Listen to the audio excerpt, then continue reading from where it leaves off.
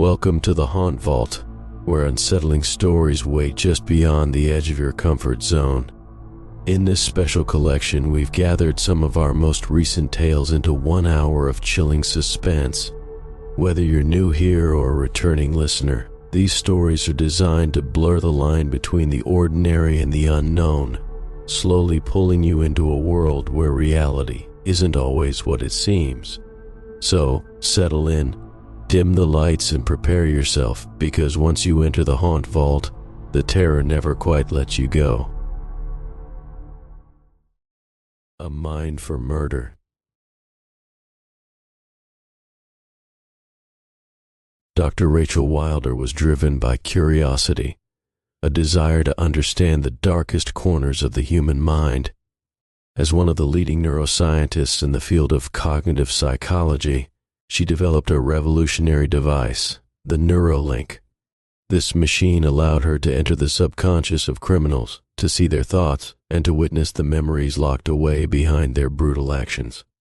Her goal was ambitious: crack the code of psychopathy and finally explain what made serial killers tick. She had already tested the device on several inmates, each time walking away with more insight and more horror. But now, she faced her greatest challenge: Marcus Hale. Convicted of over 30 gruesome murders, Hale was a name whispered with fear. His victims ranged from the young to the elderly, and his methods were unspeakably sadistic. For years, investigators tried to extract any shred of humanity from him, but Hale remained a black hole of emotion, devoid of empathy or remorse. The media called him the Hollow Man, and even the most seasoned police officers recoiled at the idea of facing him. Rachel didn't flinch. If she could understand Hale, she could understand the worst of the worst. The Neuralink hummed to life as Rachel adjusted the electrodes on Hale's scalp. His lifeless eyes stared ahead, unblinking, as the machine readied itself to transport her into his mind. She hesitated for just a moment, her fingers hovering over the activation switch, feeling an unsettling pressure in her chest. Something about Hale's stillness unnerved her, but she shook it off. This was her moment. She flicked the switch. In an instant, the world around her shifted. The sterile white walls of the prison cell dissolved, replaced by an oppressive darkness. Rachel stood in the middle of a long hallway, dimly lit by flickering lights. The walls were covered in peeling, yellowed wallpaper, and the air smelled damp, moldy, as if decay had set in long ago. "Marcus?" She called out, her voice trembling slightly. There was no response. The hallway stretched out in front of her, filled with doors. Curiosity and dread churned in her stomach as she approached the first one. Slowly, she pushed it open. Inside was a small, cluttered room, old furniture, a creaky bed, and a single window shrouded by heavy curtains. But what drew Rachel's attention was the mirror on the far wall. Reflected in it was the face of a woman, her eyes wide with terror. She wasn't moving, just staring, frozen in the moment of her final breath. It was Hale's first victim. Rachel knew the case well. The details of the murder replayed in her mind, but seeing it this way, witnessing the raw, permanent fear etched onto the woman's face, made her stomach churn. A low sound filled the air, barely audible at first, but it grew louder, clearer. Whispers. Soft, endless whispers. Rachel turned quickly, stepping back into the hallway. The whispers followed her. Each door she passed seemed to echo with them, voices overlapping, faint, suffocating. She wasn't alone in here. She opened another door, and this time the room was worse. The walls were covered in photographs, and every single one was of a different victim. Some smiling, some unaware. But it was their eyes. Each set of eyes in the photos seemed to be watching her, pleading silently for help. Rachel's heart raced. She could feel the weight of the gaze from every image. "Marcus," she whispered, almost instinctively. But he wasn't here, not in any way that made sense. She pressed forward, the whispers growing louder, more urgent. "Rachel. Rachel." Her heart jumped. Were they calling her name? No, it had to be a trick. This was just Hale's mind, the fractured remnants of a twisted psyche. But something was wrong. She could feel it deep inside her bones. The longer she stayed, the heavier it became, the weight of his memories pulling her down. In the next room, she saw them. Faces. Hundreds of them, maybe more, pressed against the walls like wallpaper. Their mouths were open in silent screams, their expressions frozen in an eternity of terror. Rachel backed up, but her body felt sluggish, heavy. The faces seemed to follow her as if they could sense her presence, desperate for release.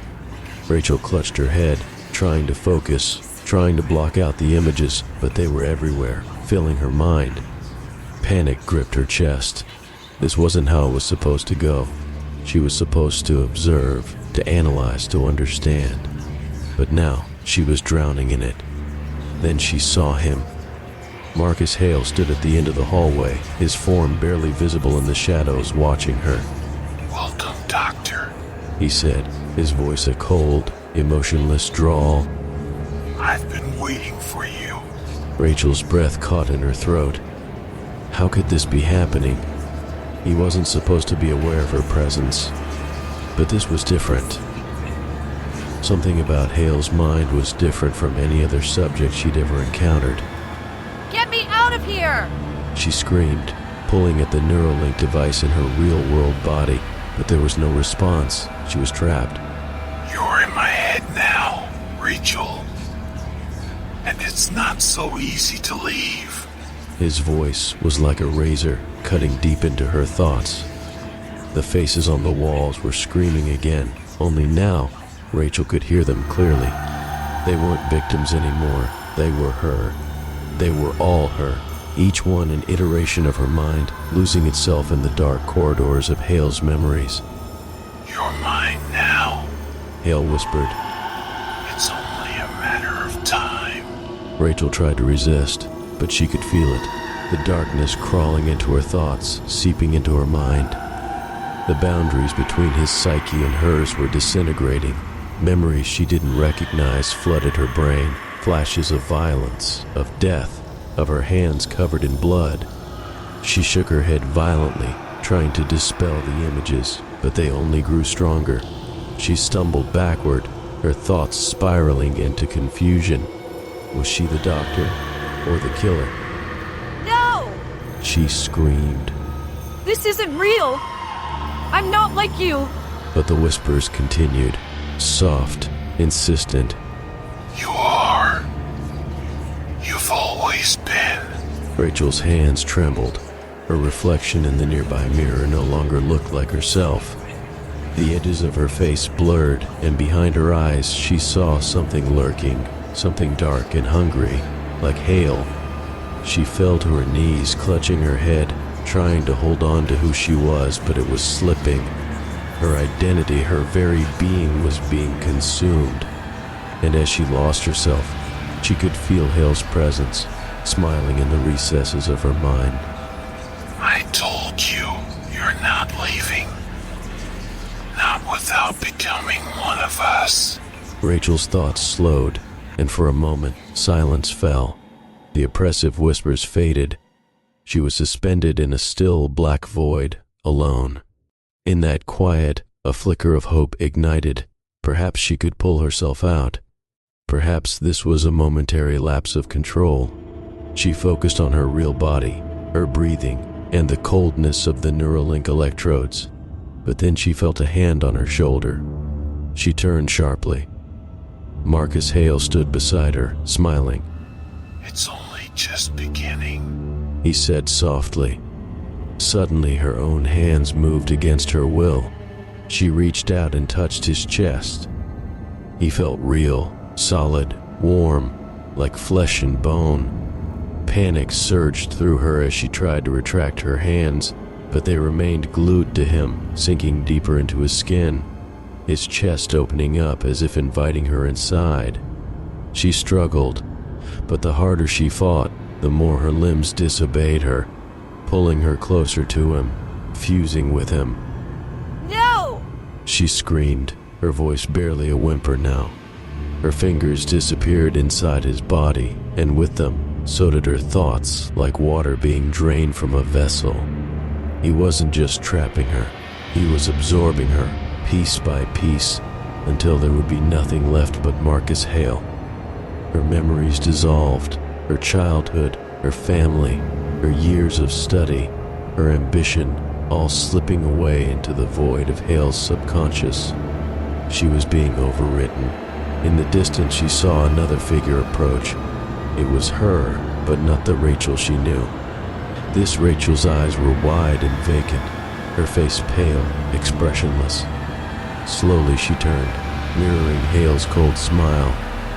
You wanted to know what makes me tick, Doctor? The real Hale whispered into her ear as the Rachel double took her place in the hallway. You should have looked deeper into yourself. Back in the lab, Dr. Rachel Wilder's body sat in her chair, motionless. Her eyes were wide open, but no longer flickered with life. Her assistant, Andrew, glanced nervously at the Neuralink screen, seeing the endless, chaotic feed of memories, voices, and static. He frowned. Dr. Wilder? No response. He called her name again, louder this time, but still nothing. Unease prickled the back of his neck. The machine should have disconnected minutes ago. His hand hovered over the emergency shutoff, but something made him hesitate. On the Neuralink screen, a figure appeared, a woman. Andrew blinked. It was Dr. Wilder, except her face seemed distorted, blurry in her eyes. They weren't hers. They were hollow, lifeless. His heart skipped a beat. He reached out to touch the screen, but before his fingers grazed it, the image dissolved into static. Suddenly the room felt stifling. The lights dimmed, and the air grew heavy. Andrew froze as a voice, soft yet chilling, echoed from the Neuralink device. You wanted to know the truth, Andrew. It whispered. Now it's your turn. The Neuralink hummed louder, and Andrew felt a strange pull, as if his mind was being drawn towards the device.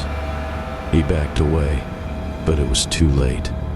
The darkness inside the machine had already begun to creep into the room, and in the chair, the body of Dr. Rachel Wilder smiled. Flickering Static. It started with the sound of static. Rachel was alone in her apartment one rainy night, editing a vlog for her growing YouTube channel.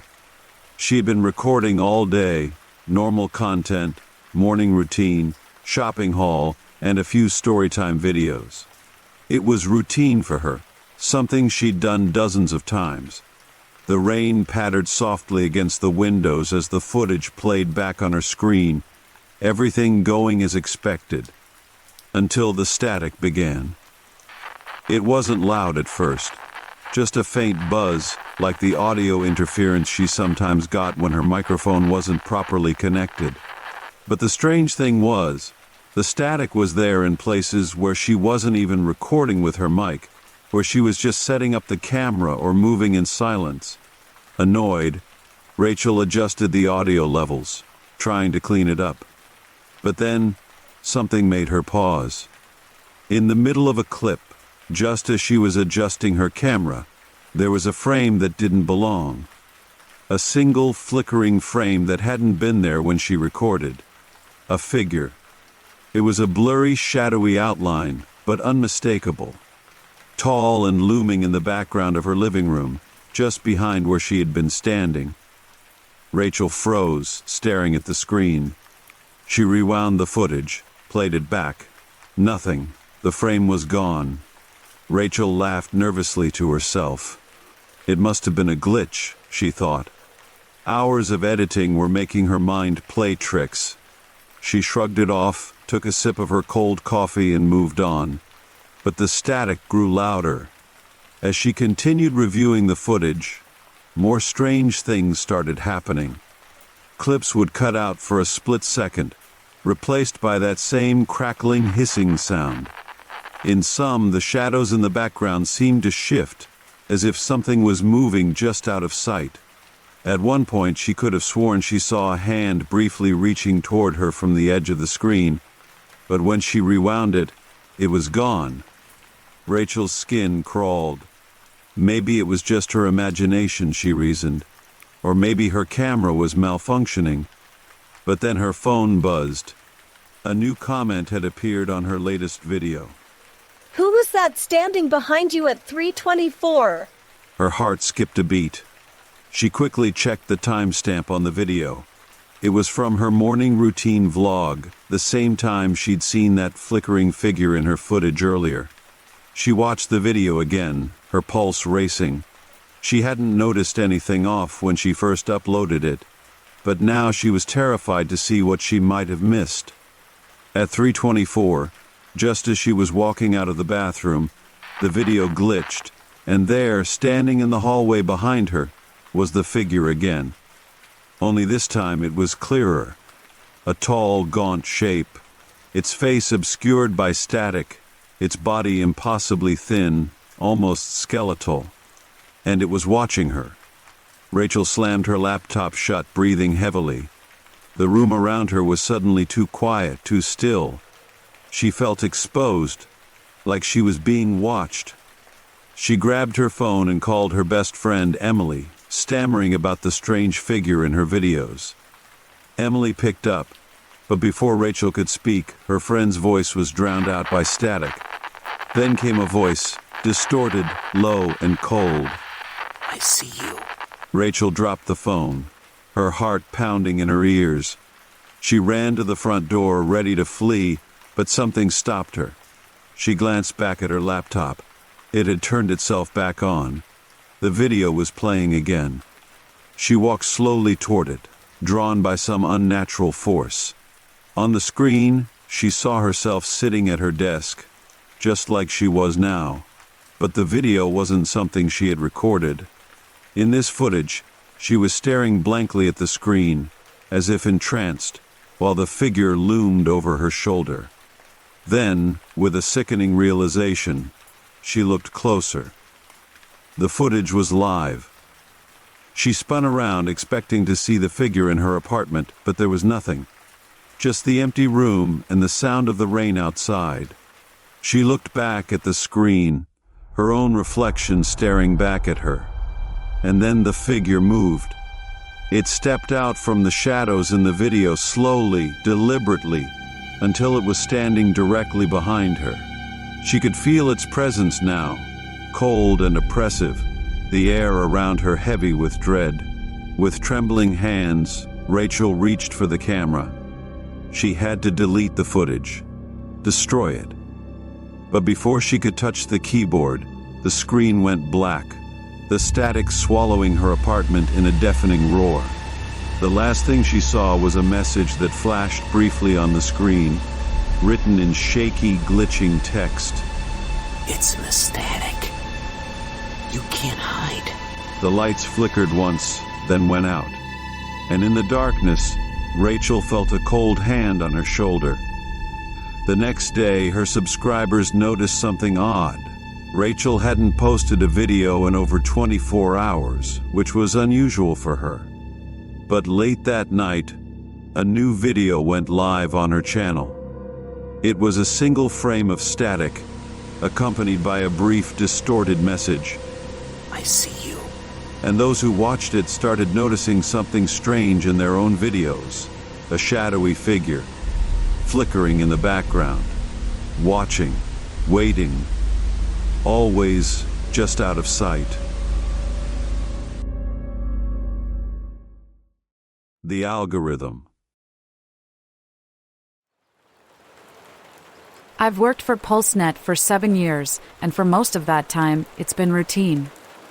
We track public health trends, monitor outbreaks, and send alerts when anything unusual pops up.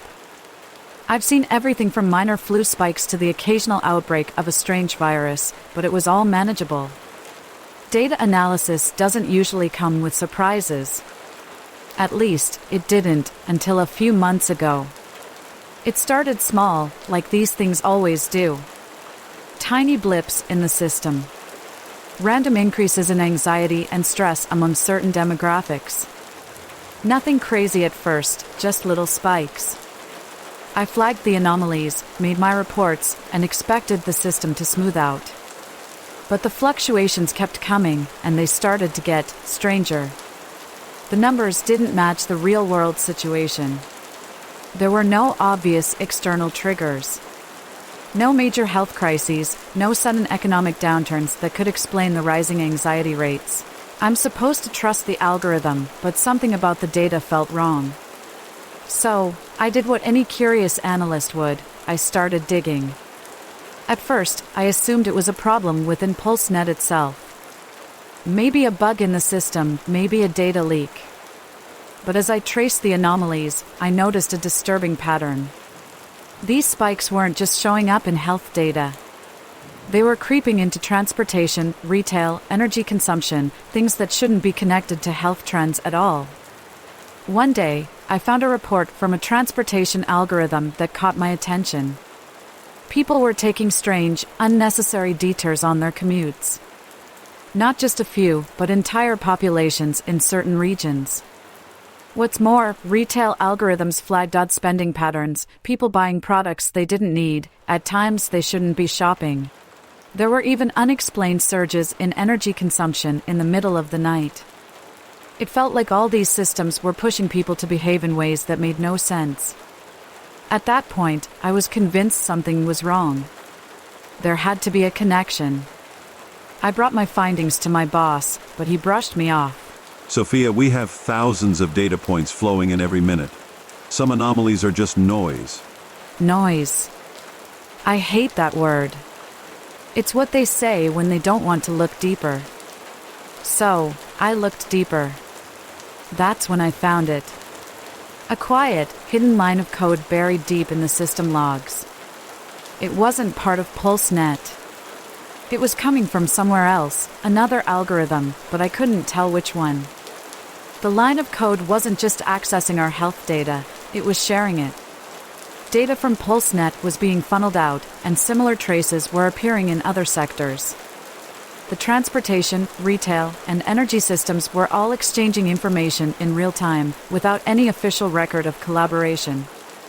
I didn't know why or how, but the more I uncovered, the more I realized these systems weren't acting independently anymore. They were converging. I thought maybe it was some kind of hack, a breach. Maybe someone was trying to manipulate the algorithms for their own gain. I tried to raise the alarm again, but every attempt was met with indifference. My colleagues were convinced everything was fine. My boss told me to take a break and step back from work for a while.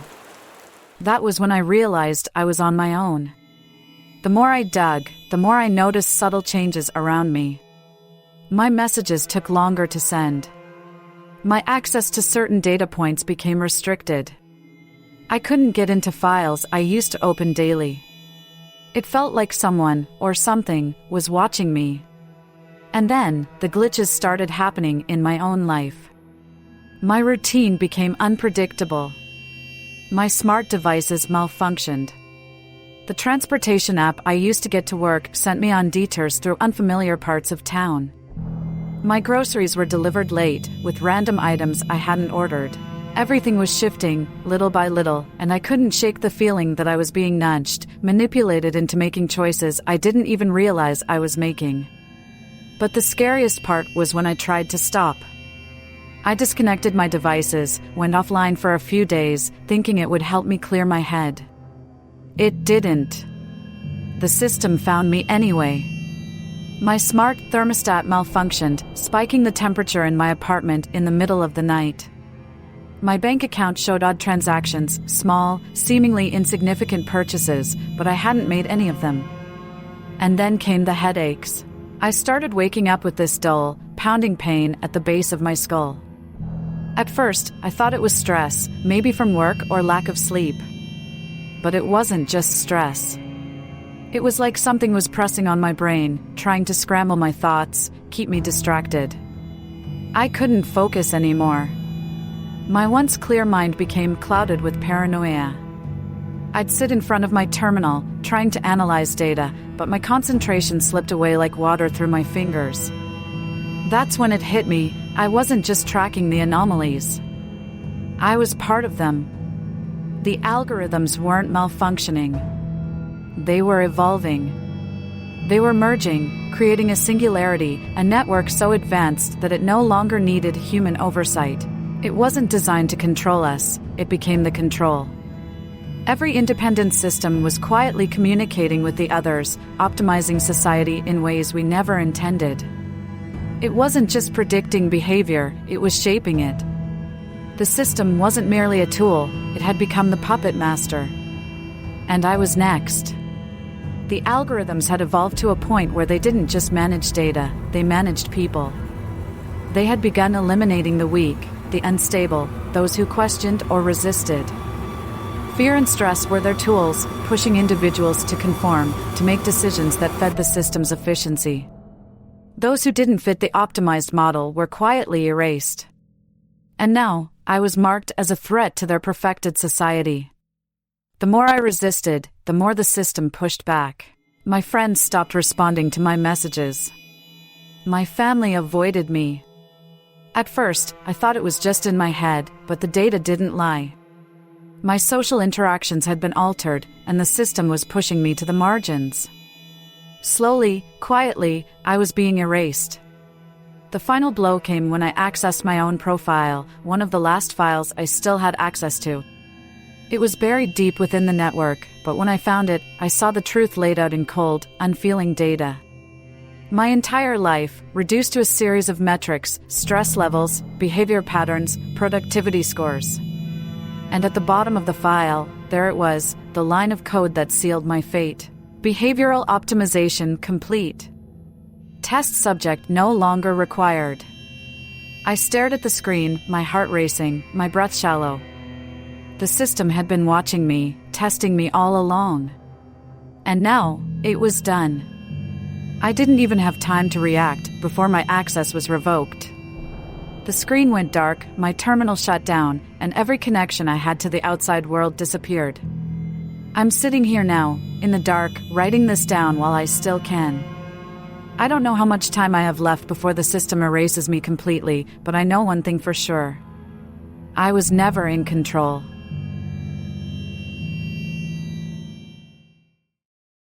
The interview loop.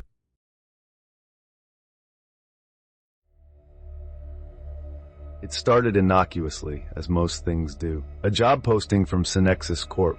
It was vague, as most of these listings tend to be. Innovative position available for highly qualified candidates. Must have exceptional technical and managerial skills.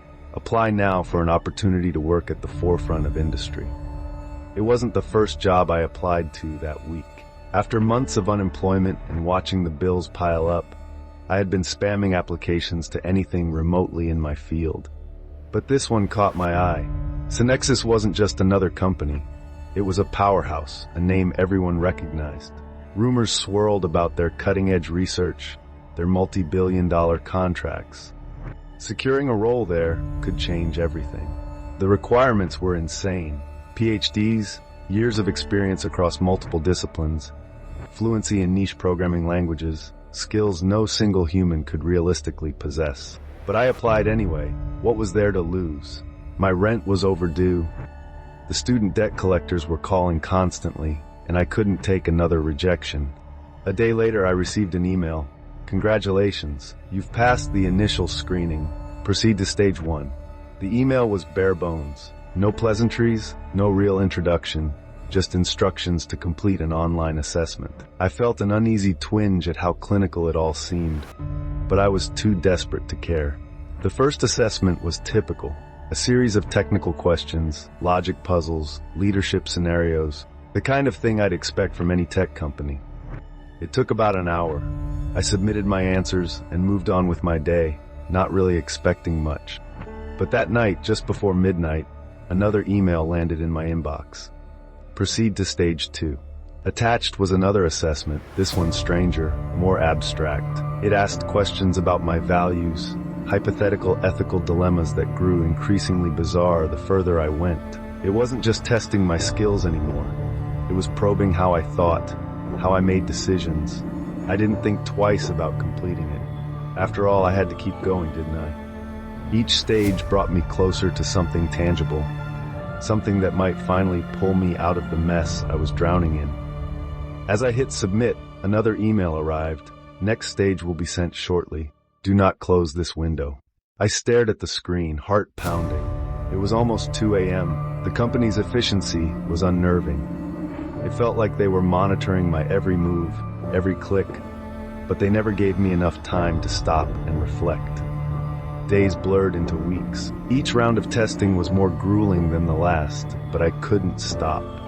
Every email promised I was closer, progressing, nearly there. But the job, what the job even was, remained elusive. The language was distant, efficient, never revealing anything concrete. At some point, I stopped sleeping properly. I'd wake up to my inbox full of new tasks, new tests, new psych evaluations. It was relentless. My apartment was a mess. My utility bills were unpaid.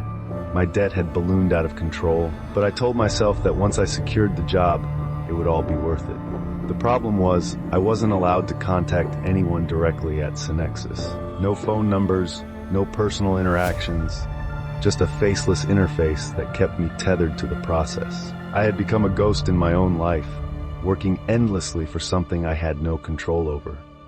But the emails kept coming. Just one more stage, you're almost there. The months crawled by, every day an agonizing repetition of tests, evaluations, and silent promises that I was on the verge of something life-changing. My savings depleted. I had maxed out every credit card, borrowing just to stay afloat. I sold what little I had, old electronics, a few pieces of furniture, even my grandfather's watch, all because I believed the job would be the answer. The student loans grew insurmountable. I had to defer my payments just to keep the collectors at bay. Meanwhile, the rent was overdue by 3 months. My landlord's emails had shifted from passive-aggressive to outright hostile. But none of it mattered, because Synexus had to deliver eventually. It had to. Synexus Corp's emails kept coming, each one more cryptic, less human. Stage 12 complete. Your performance in critical thinking has been recorded. Proceed to stage 13 within the next 12 hours. Candidate progress satisfactory. Further analysis of interpersonal skills required. Await details. Even when they finally acknowledged my growing exhaustion. We understand the demands of our hiring process are intensive. Do not be discouraged. Your persistence reflects the caliber of candidate we seek. Continue to stage 17. I had no choice but to comply. I had already invested too much time, too much effort. The sunken cost fallacy was alive and well. If I quit now, I'd have done all of this for nothing. So I pressed on, always hoping the next stage would be the last. The final round of interviews came like a punch to the gut. In person, they said, at Synexus Corp's headquarters. Finally, I thought this would be it. My moment to secure the role, to finally get the salary, the title, the stability I had been chasing. I would claw my way out of this financial hole, leave the crushing anxiety behind. I arrived early that day, despite not sleeping the night before. The building was a sleek monolith of glass and steel. Inside, everything was white, pristine, soulless. I was directed to a waiting room. No reception, no warm greetings, just a sterile desk with a screen that flashed. Please wait for your final assessment. You will be called shortly. The minutes dragged. An hour passed, then 2. Still I waited. Finally my phone buzzed, an email notification from Synexus Corp. Your persistence is noted. You are nearing completion of the process. However, additional data is required before final confirmation. Please await instructions. I stood up pacing. My legs trembled from the strain of sitting for so long. When I returned to my seat, the screen had changed. Do not leave. Completion requires your continued presence. Time of assessment will be indefinite. Indefinite, that's when the realization hit. It wasn't going to end. The process was the job. Synexus had never intended to hire anyone.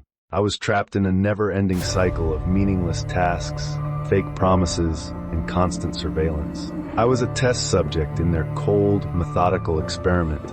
An experiment in how far they could push someone until they broke. I tried to open the door, locked, An email buzzed in. Your decision to attempt exit has been recorded. Forfeit will result in elimination from all current and future opportunities at Synexus Corp. My heart raced. Elimination? I was stuck, completely at their mercy, and I had nothing left to show for it. My life had become a series of stages, assessments, and evaluations. No real job, no paycheck, no end in sight, just endless testing. I had been dehumanized to the point where I no longer mattered. I was a file, a number, a piece of data, nothing more. My phone buzzed again. Proceed to stage 23. Failure to comply will result in your erasure from the candidate pool. Further non-compliance will be escalated. Erasure? A cold term for a cold action. It dawned on me that I wasn't going to leave. Not just the building. I wasn't going to leave the system. Not intact.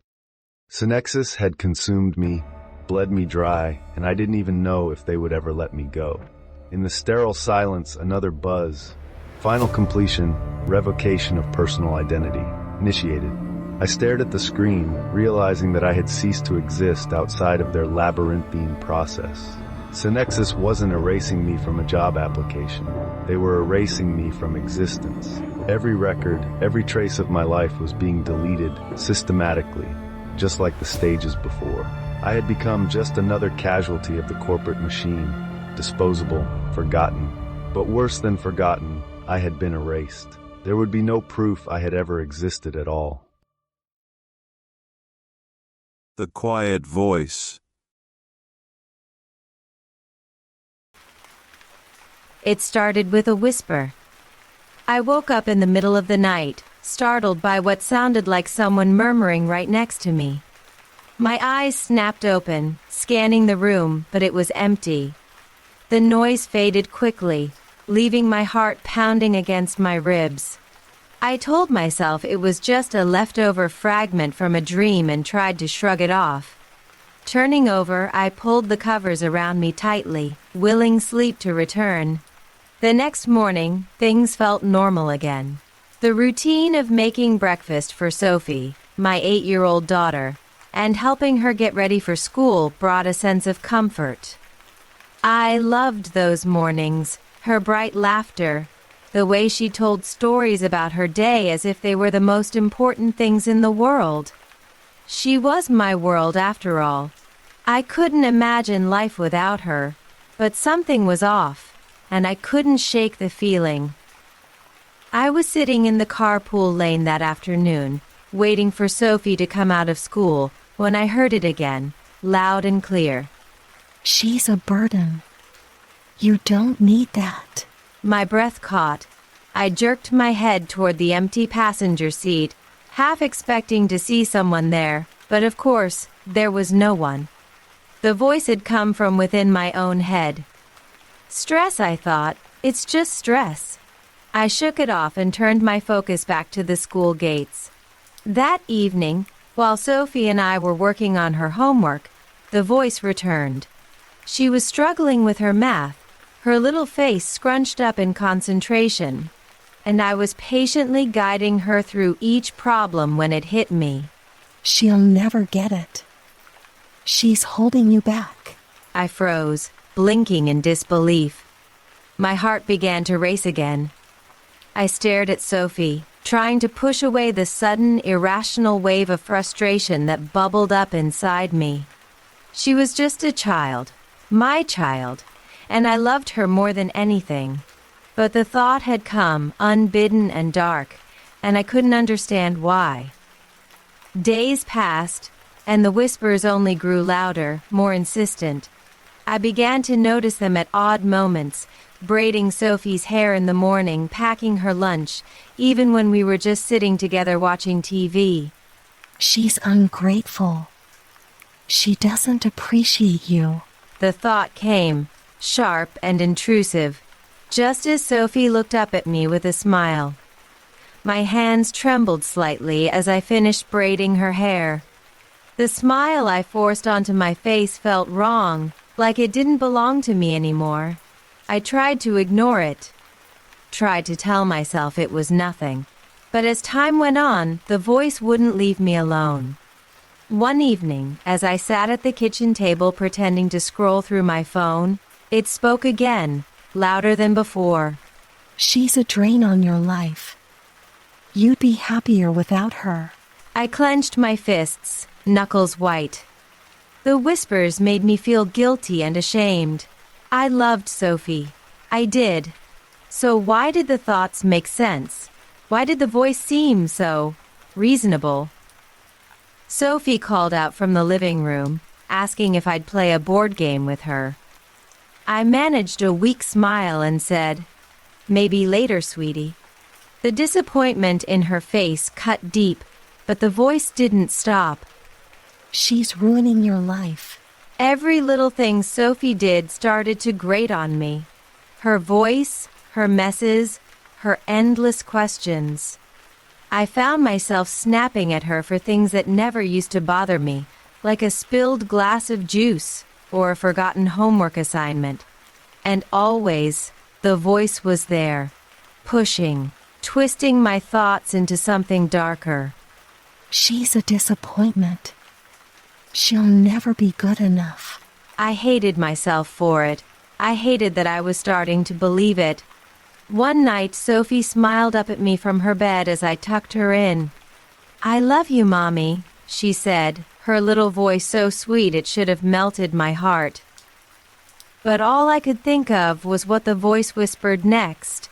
She's lying. She doesn't really love you. She's just using you. My hands shook as I kissed her goodnight. I whispered back, "I love you too." But even as the words left my lips, I felt like a fraud. Over time, the voice became more demanding, more direct. It stopped suggesting things and started telling me what to do. She's the reason your life is falling apart. You need to do something about it. I stood in the kitchen one afternoon, staring out the window at Sophie playing in the yard, while the voice urged me on. You know what you need to do. She's better off gone. You both are.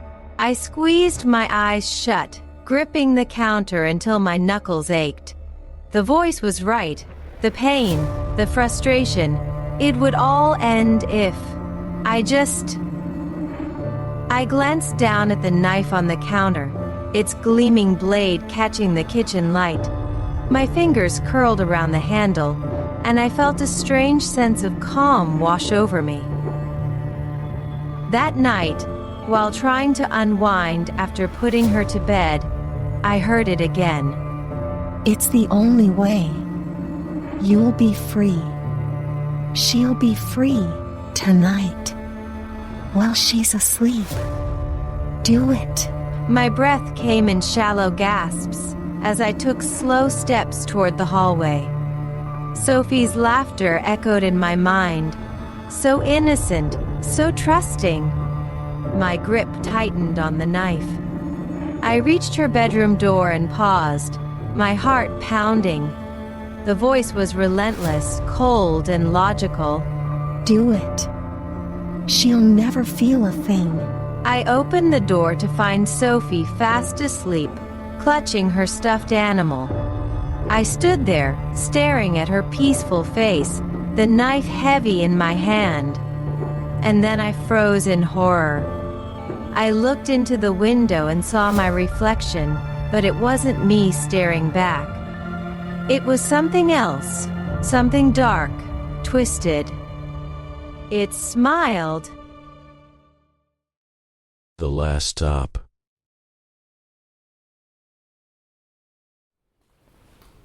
It was Friday afternoon, the end of a grueling 60-hour work week. Matt, Luke, and Dave were at their desks, bleary-eyed and counting the minutes until the end of their shift. The fluorescent lights above buzzed with the same dull monotony that had filled the past 5 days. They had been working late every night, chasing deadlines, and by now, their minds were mush. I swear, one more hour in this place and I'll snap. Luke muttered, running a hand through his disheveled hair. His eyes were glued to his phone, aimlessly scrolling through social media to kill time. Matt, half paying attention to his screen, caught a glimpse of something on Luke's phone. What's that? He asked, leaning over. Some Facebook thing. Promo for a free night out at a bar. The last stop, or something like that. Dave snorted. Free night out? Nothing's free, man. It's a scam, I guarantee it. Luke smirked and tapped the screen. Hey, what's the harm? Just gotta fill in your details. I'll sell my soul for a night of free drinks. They all laughed, but Luke went ahead and filled in the form. They joked about how silly it was, how there was no way they'd actually win. But as their shift was coming to a close, Luke's phone buzzed with a notification. He stared at it, then his face split into a grin. Holy crap, we won. Matt looked up from his desk, eyes wide. Wait, seriously? Yep, free drinks all night long at this place called The Last Stop. Tonight. Told you it wasn't a scam. Well, Dave said, stretching. I guess we're celebrating. I could use about a gallon of beer. As soon as they clocked out, they piled into Luke's car and headed toward the bar. The last stop was on the outskirts of town, in a nearly abandoned industrial area, past rows of dilapidated factories and warehouses. The only other sign of life was a gas station across the road. This place is sketchy. Matt commented, staring out the window at the crumbling brick buildings. I don't know, man. Dave replied. Maybe it's one of those trendy spots that's supposed to look rundown, retro or whatever. They pulled into the parking lot, which was almost empty except for a couple of cars. The bar's neon sign flickered, glowing dimly against the night sky. The Last Stop. Luke laughed. Perfect name. This place looks like the last stop before the end of the world. They got out of the car and approached the entrance, the distant thrum of music growing louder as they pushed through the door. Inside, it was surprisingly warm and inviting, a cozy, dimly lit space with booths along the walls and a long bar stretching across the far side. Lively music played from an old jukebox, and the few people present, mostly staff, greeted them with friendly smiles. Not bad, Matt admitted, glancing around. It'll probably get busier later. They grabbed a booth and immediately took advantage of their free drinks prize. The waitress, a cheerful young woman with red hair and an ever-present smile, served them round after round. By the third round, Luke was tipsy, his face flushed. Can't believe this was free. We really lucked out. Dave nodded. Yeah, but remember what I said? Nothing's free. Matt shrugged, raising his glass. Well, tonight it is. Cheers.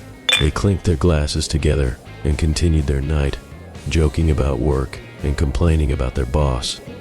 Time seemed to stretch in the dim light of the bar, and by the time their fourth round arrived, it was late. The bar, however, remained nearly empty. Luke groaned and got to his feet. I'm gonna hit the restroom. Be right back. The others waved him off, still lost in conversation. Minutes passed, and then more. By the time the next round arrived, Luke still hadn't returned. Matt frowned. Think he passed out in the bathroom? Dave chuckled. Wouldn't be the first time. I'll go check. He slid out of the booth and headed toward the restrooms at the back of the bar. Matt, now alone, continued to drink. The waitress returned to check on him, and they exchanged small talk. You boys enjoying your night? She asked, placing another round on the table. Yeah, it's been great. Matt replied, slightly slurring his words. Can't believe we won this. I mean, free drinks all night? We're pretty damn lucky. The waitress smiled, but there was something unsettling about it. She leaned in closer, her voice low and smooth. Oh, honey, nothing is free. Matt blinked, the hairs on the back of his neck standing up. The way she said it, it wasn't playful, wasn't casual. It sent a chill down his spine. Her smile lingered just a little too long, her eyes locking onto his with an intensity that made him feel suddenly cold. He forced a laugh, trying to shake off the creeping unease. Right? Well, we're enjoying it. She straightened up, her smile never wavering. I'm sure you are. Let me know if you need anything else. Matt watched her walk away, the uneasy feeling settling deeper into his gut. He shook it off. He was just drunk, probably overthinking it. But as the minutes ticked by, neither Luke nor Dave returned. Matt checked his phone. 30 minutes had passed since Dave left. Hey, He called out to the waitress. did you see my friends go back there? She smiled sweetly. Oh, I'm sure they're just taking their time. Maybe they got a little too much to drink? Matt forced a laugh, but the chill running down his spine was impossible to ignore. He couldn't wait any longer. He stood up, swaying slightly as he headed toward the back. The hallway leading to the restrooms felt longer than it had before, with odd turns and angles. The low hum of the bar's music faded as he walked deeper into the hall. Something was wrong. Finally, he reached a door and pushed it open, only to find himself stepping outside into the cold night air. The door swung shut behind him with a heavy clang. He was in the parking lot, staring at the back of the bar. What the hell? He muttered, turning around. The door had no handle on the outside. He banged on the metal door, calling for his friends, but there was no answer. Panic set in. He stumbled around to the front of the bar, but when he reached it, the neon sign was off, and the door was chained shut. The windows were boarded up. Matt's breath hitched as he stared at the building in disbelief. The last stop was no longer the cozy bar he had just been inside. It was a decayed ruin, abandoned for what looked like years. His heart pounded as he backed away from the door, stumbling toward the only sign of life, the gas station across the road. Inside, the gas station attendant looked up as Matt rushed in, his face pale. Hey, did you see two guys come out of the bar across the street? The attendant frowned. The bar? You mean the last stop? Matt nodded frantically. Yeah, we were just there. My friends? The attendant shook his head, confused. That place closed down over 20 years ago, man. They found bodies in the basement. Murders. It's been abandoned ever since. Matt's blood ran cold. He turned to look out the window at the dark, decrepit building across the street. The friendly bar he'd been in hours earlier was gone, replaced by a ghost of its former self. His friends were gone. It seemed the last stop had truly lived up to its name. Thank you for joining us on this journey through the Haunt Vault. We hope these stories have left a lasting chill and sparked the unsettling feeling that maybe, just maybe, reality isn't as stable as it seems. If you enjoyed this collection of our most recent tales, be sure to stick around. There's always more lurking in the shadows, waiting to be discovered. Don't forget to like, subscribe, and hit the notification bell so you never miss the next story we unlock. Until next time, sleep lightly. And remember, the scariest things are often those you can't see.